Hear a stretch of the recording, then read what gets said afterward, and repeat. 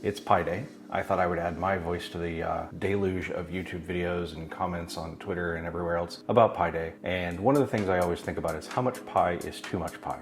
In terms of math, there's two camps. One is how much pi is useful, and then the other camp is how much pi can we actually calculate.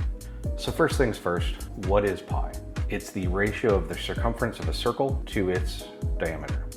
The easiest way to calculate this is just to go grab a tape measure, go out to your bike, measure the distance around the outside of one of your bike tires, measure how far it is from one side of the bike tire to the other, divide one into the other, and you're good to go. When we were all kids, we probably learned 22/7 as an approximation of pi. That is in fact an awful approximation of pi, and I'll put it up on the side here. There are better ones. The problem with pi in particular is it's not a rational number. Briefly, irrational numbers cannot be expressed as the ratio of two integers. So 1/5, for instance, is 0.2, but pi you can't write that way. Finding that more and more accurate version of pi could potentially be helpful in a couple of different ways. And when it was first discovered, the Egyptians and the Babylonians found it to about 3 decimal places.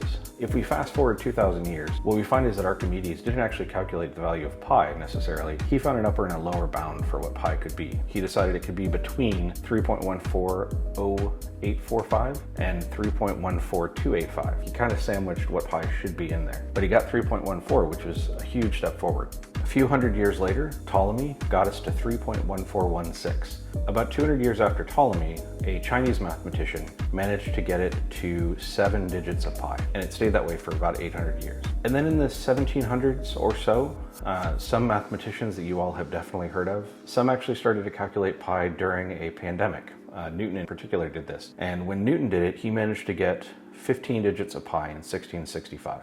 And then in 1956, by hand still, we were able to calculate pi to 620 digits. In 4,000 years of progress, we'd gone from basically 3 digits all the way to 600 digits, all by hand. Way back when, it was done using simple division. So again, like I said at the beginning, just divide 7 into 22 and off you go. As you start to get towards Newton and Leibniz, up into the 1950s, you began using infinite series. So as you begin to add more and more terms to your series, you can narrow in more and more on what pi is. So modern pi digitators will actually use these infinite sums and infinite series in order to get what they're looking for. And one of the most popular is the Chudnovsky algorithm. Matt Parker has a really amazing video about calculating that by hand, which in typical Matt Parker fashion goes off the rails.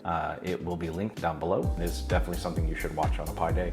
So from 1965, which was the last time we really had a huge breakthrough that was done by hand, and in 2022, a group of Google researchers took that from 620 to 100 trillion digits of pi, using an awful lot of Google Compute and Google Storage from Google Cloud.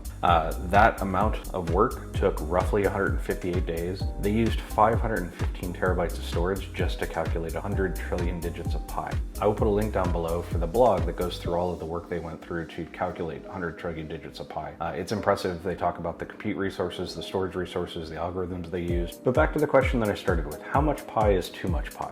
And the answer is not a lot of pi. Here we calculate 100 trillion digits of pi, but in everyday use, there's not a whole lot of difference between 3 and 3.14. If you're using the math that my 12-year-old is currently learning in 7th grade, 3 is only 4.7% off from the real value of pi, quote unquote, the real value. 3.12 is about 0.7% off of the real value. And even if you start going for 3.1416, which is only 4 digits, you're talking about being 0.00023% off from the actual value of pi. And for your application, those 4 digits of pi could be all you actually need. And everything beyond that is just a rounding error that doesn't really necessarily help what you're trying to do.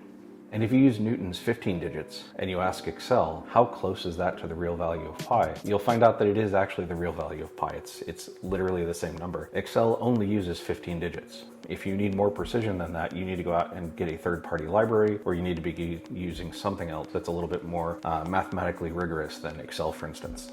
So practically speaking, what does this actually look like in the real world? So imagine we're building a rocket, and that rocket is 2 meters wide and 20 meters tall. If you used 3 as your value for pi, which nobody would actually do, you would find that you would need 120 square meters of steel, which is off by quite a bit, and you'll end up building a rocket that's not the right size, right? It'll be a little bit smaller as it had to shrink in that radius. But let's say you use 2 digits of pi, so you're only using 3.14. You would actually get 125.6 square meters of steel, and that is only off by 5/100ths of a square meter. So you're getting really close to the actual value of steel you need. 4 digits of pi, now you're at 125.664 square meters of steel. So for all practical purposes, anything beyond 4 digits, you're just really getting diminishing returns on anything that's really human scale. So if you're building a desk, if you're building a fence, and you can physically touch and you can interact with, 3 or 4 digits of pi is probably all you need in order to be mostly accurate. But I said human scale.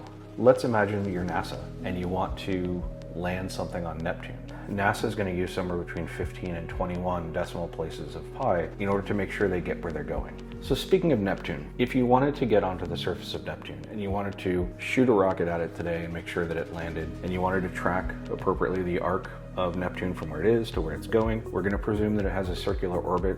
We're not going to worry about ellipses today. So we're going to make the math as simple as possible. But if you've got to travel about 2.8 billion miles to get from the sun all the way out to Neptune. So that is our radius that we're looking at. And then you have to consider the arc length, right? So we're considering it a circle. It takes about 165 years for Neptune to go all the way around the sun. It would take roughly 12 years to get something from the sun out to the portion of this that we need to worry about is really only that 12 out of 165. So that is our ratio there. So we're worried about an arc length of about 0.07 all the way around the circle. And we're worried about 2.8 billion miles. And so then you start calculating. You say, okay, well, let's use 3 as my digit. And all of a sudden, 3 gives me around 1.212 billion miles, right? That's how far Neptune has traveled in that very small window of its total arc. That is 57 million miles off of where it will actually be.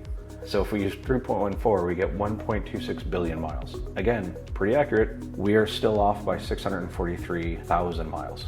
If we use 4 digits, we get 1.270 billion miles. And even in that case, we've now overshot by about 3,000 miles. If you use 7 digits of pi, so 3.14, you're going to get 1.27 billion miles worth of travel. You're going to be off by about 22 miles. When we get to universe scale, 8 digits of pi is probably sufficient.